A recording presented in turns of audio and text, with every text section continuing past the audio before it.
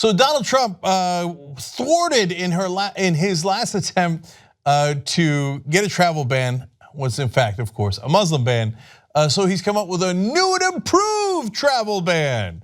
Let me tell you all about it. First, we go to the New York Times. They explain President Trump on Monday, that's today, signed a revised version of his executive order that would for the first time rewrite American immigration policy to bar migrants from predominantly Muslim nations, removing citizens of Iraq from the original travel embargo, and scrapping a provision that explicitly protected religious minorities.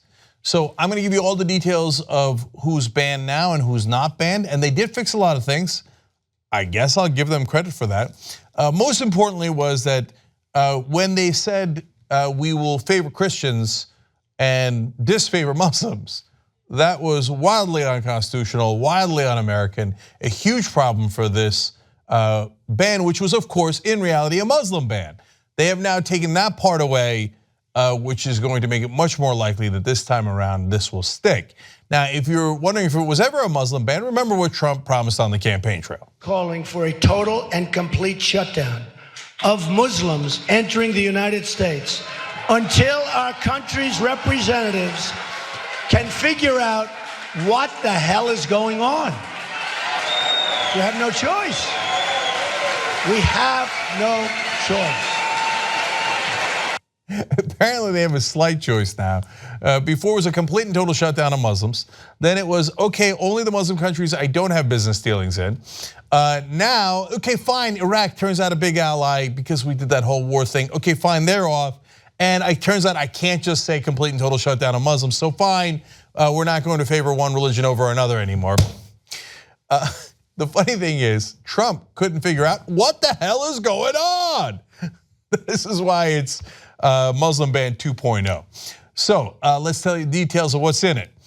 Citizens of Iran, Somalia, Sudan, Yemen, Syria, and Libya will face a 90-day suspension of visa processing as the administration continues to analyze how to enhance vetting procedures, according to a Homeland Security summary of the order. So 6 out of the 7 countries remain, as you see there, but only until they figure out what the hell is going on. You know, Trump, you're president now. It's your job to figure out what's going on. So, okay. So, New York Times further explains, the removal of Iraq from the list came after talks with security officials in Baghdad at the urging of State and Defense Department officials who felt the ban would undermine the stability of the United States allied government. I love that sentence, because basically the adults at the State Department and Defense Department were like, hey, Donnie, now remember we did that whole war to liberate Iraq, and hence they are our ally, and to say, hey, we won't allow any of you guys in anymore because we think you're dangerous, sets a very bad tone. And remember, Donnie, we're still fighting ISIS over there in Iraq, and the guys who are actually doing the fighting are mainly Iraqi army, and we need the Iraqi government on our side to fight ISIS. Remember that, Donnie? Oh, well, I guess we gotta take them off the list until we figure out what the hell is going on. Okay, they further explained the indefinite ban on refugees from Syria also has been reduced to a 120-day ban requiring review and renewal. The new order retains a temporary ban on all refugees. So this is another thing that the lawyers told him, hey, listen, you can't do an indefinite ban. If you make it 120 days and then you have to extend it, that'll be okay, but it's not gonna pass scrutiny if you make it indefinite. So they're softening it in a lot of significant ways here. Another way that they've softened it, and this is very important, it will not affect, the new ban will not affect people who had previously been issued visas. So part of the problem was somebody gets a visa, they've gone through the entire legal process, and then Trump comes in and goes, I don't know what the hell is going on. I'm gonna block your previous visas. Why? Because he didn't check. He didn't check with the lawyers, he didn't check with state or defense, he didn't check with anybody. He just blundered out there like the fool that he is. So now, here's a chart from the New York Times explaining what's permitted and not now. New immigrants are barred from those 6 countries. Green card holders are exempted. That's very important. That was another huge problem with the very first version of the ban. They said even if you're a green card holder, which should guarantee you almost every right in America other than voting, they said, no, I don't care, we're just scrapping all those rights.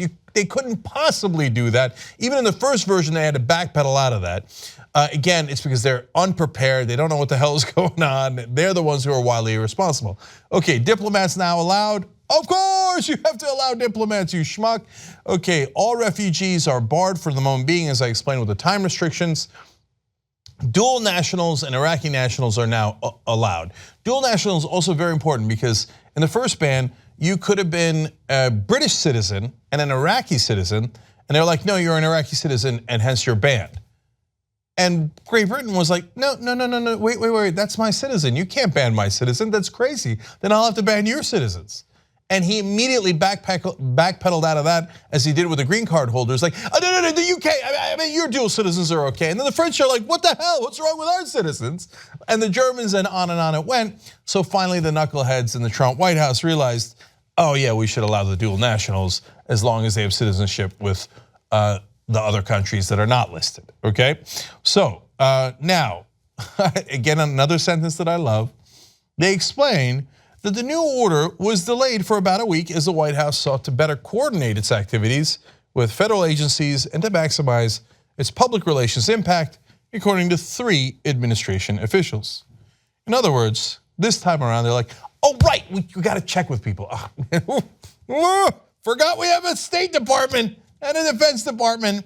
Okay, this time let's take a week and pass it around. Go, hey guys, is this okay? Is this okay? At home, let's show it to a lawyer. Where it's like, yeah, okay, this is how it's going to pass constitutional and legal muster.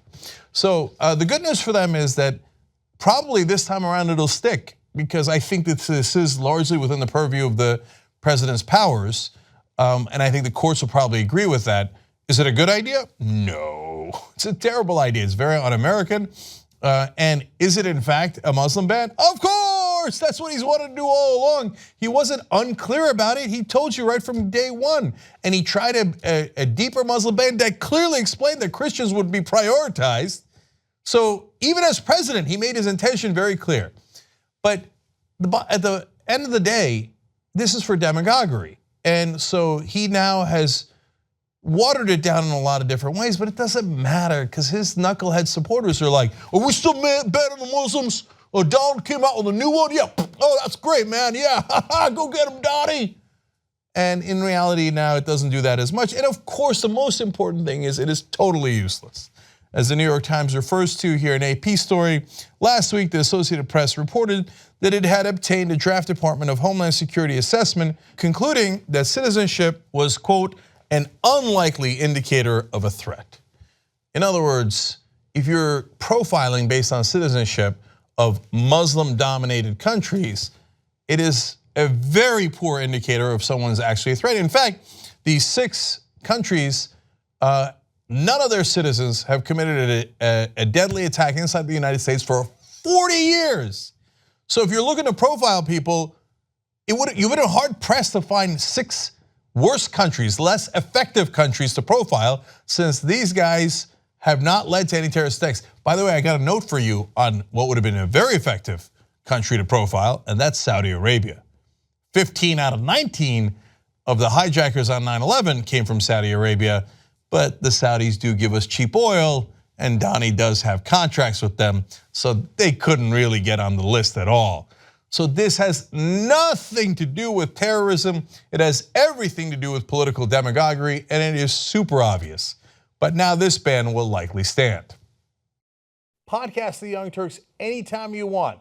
tytnetwork.com/join. I think it's weird. No, it's not weird. In fact, you'll think, You know, I'm like a smart person. do it now. tytnetwork.com/join.